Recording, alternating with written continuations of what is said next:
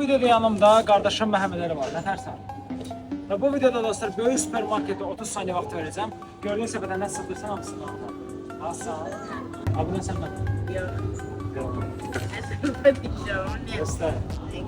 Həqiqətən abunədirsə 5 saniyədə özümdən artıracağım. Göstər. Bəli dostlar, hamdayım. Qəşəng abunəsən. Təbrik edirəm səni. Tamam. Getdi, hazırsan? Hə. Bax getdirdi. 2, 3, 4, 5, başlasın ha. 6, 7, 8, 9, 10, 11, 12, 13, 14, 15, seni. Son 20 saniye vaktin aldı. 20 durdu ondan. Tabi abi. 14, 13, 12, 11, 10.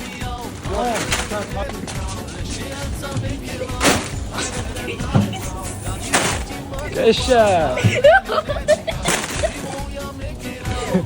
Kola fabrikasısı ha. Bakrot oldu.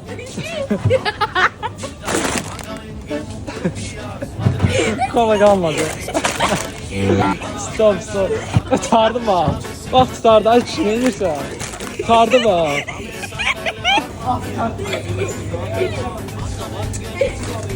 Sen benden sahibi ya.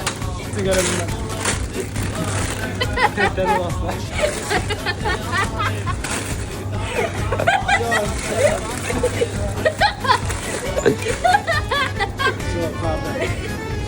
Sözüm yadımdan çıxdı.